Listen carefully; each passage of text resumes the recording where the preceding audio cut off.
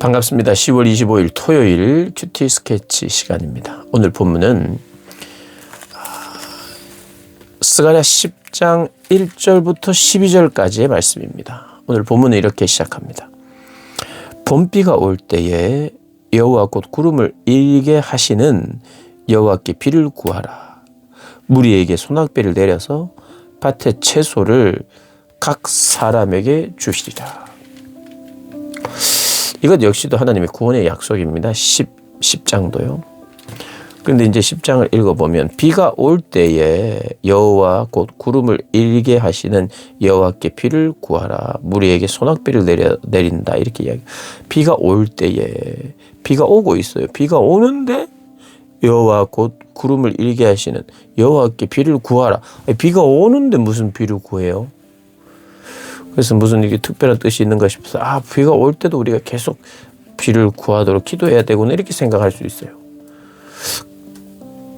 그런데 비가 올 때라는 것은 at the time of the spring rain 뭐 이렇게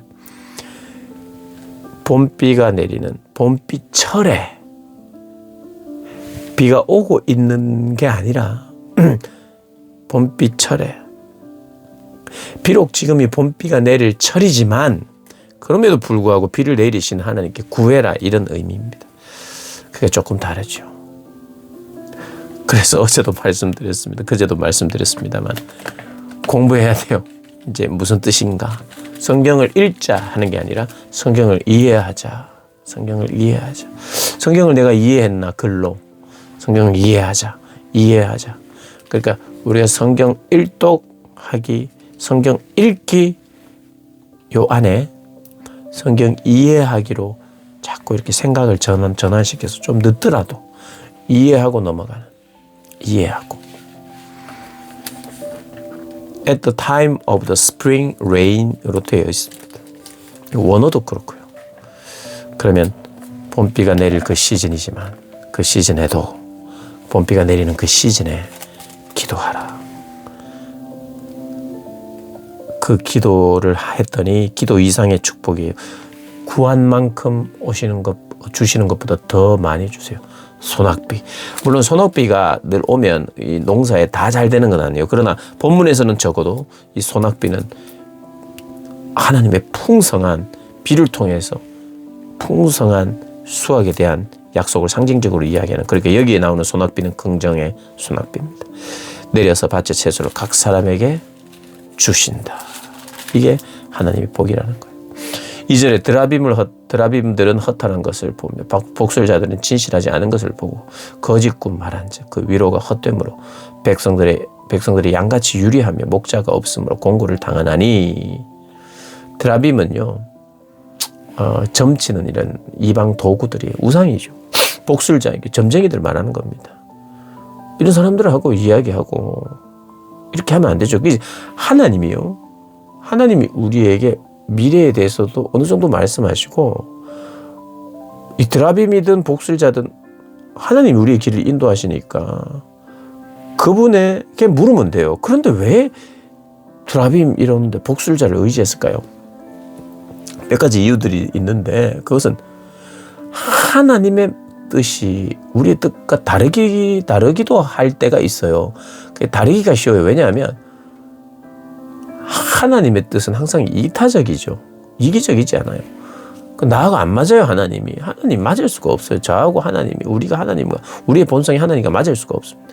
우리의 본성과 맞지 않으니까 그래도 미래는 알고 싶고 뭔가 미래에 내가 건강하게 살고 싶고 이러니까 이런 엉뚱한 곳에서 터무니없는 거짓된 거짓 꿈, 거짓 위로를 받으면서 살게 되는 거예요. 하나님 까다롭다고 생각하고 하나님 뜻이 나하고 맞지 않다고 생각하고 나눔과 섬김. 하나님은 그제 본문에도 낙이 타고 오시는 왕인데 왕이 무슨 낙이 타냐고, 돈이 이렇게 많은데 무슨 이런 차를 타냐고, 이런 생각을 하는 게 쉽잖아요. 그 야구 선수 중에 미국에 굉장히 가장 우리 지금 현재 투수도 잘하고 타격도 잘하는 일본의 오타니 선수 아실까요? 예전에 보니까 그런 이야기를 들어서 현대 소나타 탄다고. 그 사람은 예수 안 믿는 사람인데 참 모든 것을 갖췄어요. 모든 것을. 돈도 엄청 많은데도 그 돈을 내가 뭐 굳이 뭐 써야 되나? 돈에도 관심이 없고. 참 이상한 사람입니다. 그러나 그 사람도 본성과는 다른 삶을 선택했던 것 같아요. 어쨌든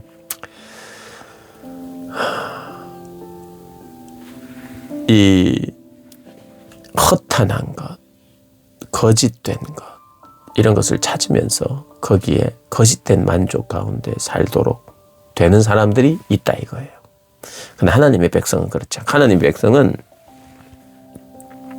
하나님의 백성은 구하고 찾을 때 더 많이 주시는 거라 이렇게 이야기를 합니다.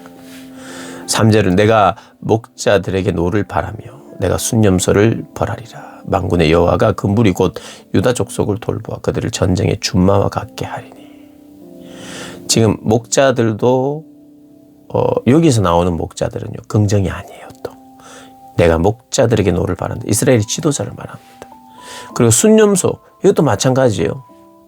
지도자들 말합니다.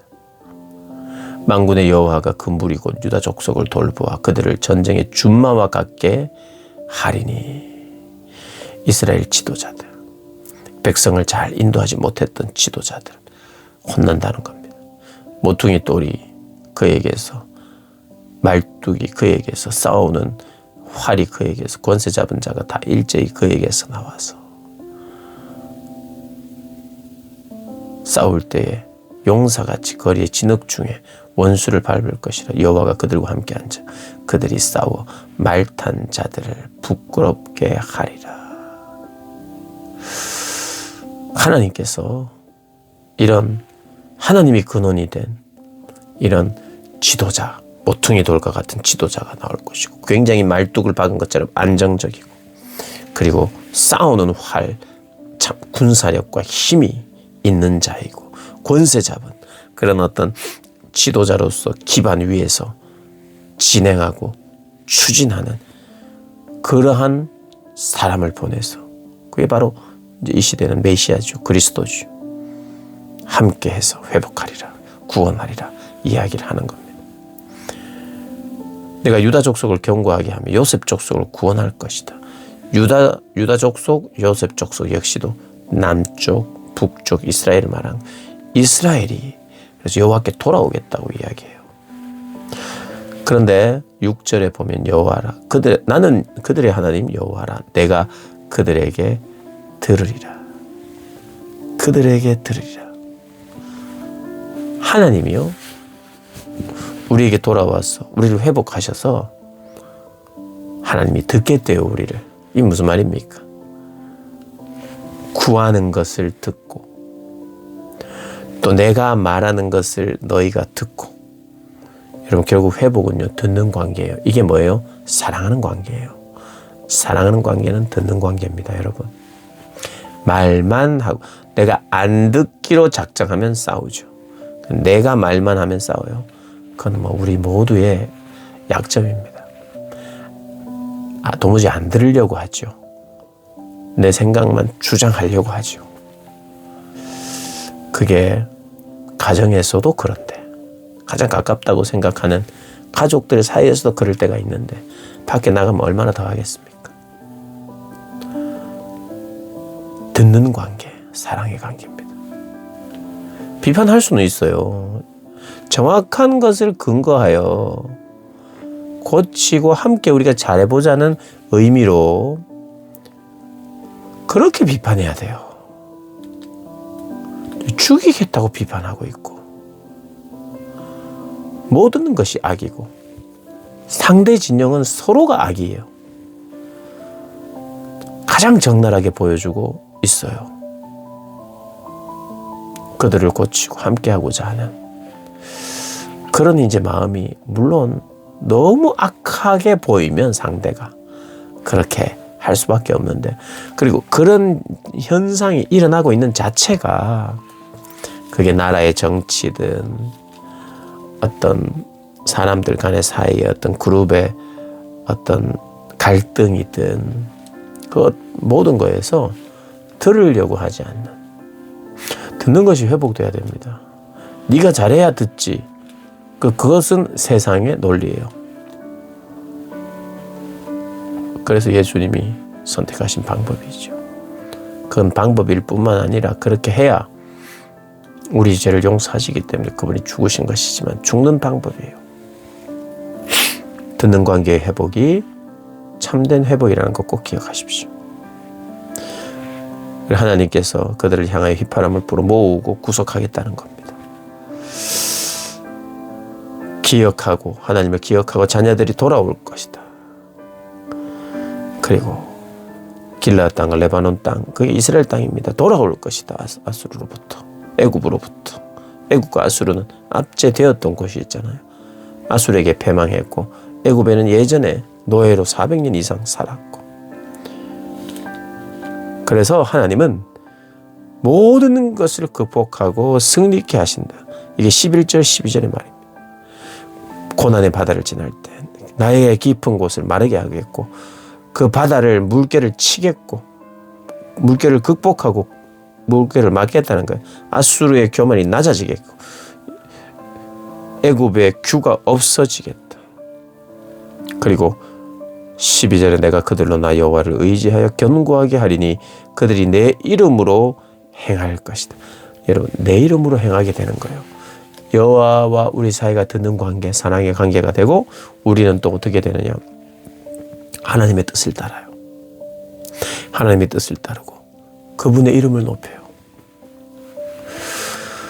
어떻게 보면 이 땅을 살아가는 게 너무 참 복잡하고 어려운 것 같아요. 근데 또 한편으로는 이것만 기억하면서 살면 돼요. 나는 하나님의 뜻을 따르는 사람이다. 그럼 나는 하나님의 이름을 높이는 사람이다. 그게 바로 내 이름으로 행한다는 거예요. 하나님의 이름으로 행한다는 거예요. 하나님의 이름을 가지고 살아간다는 거예요. 그분의 이름을 높이며 그분을 따르며 살아가는 저와 여러분 되시기를 주님의 이름으로 축복합니다.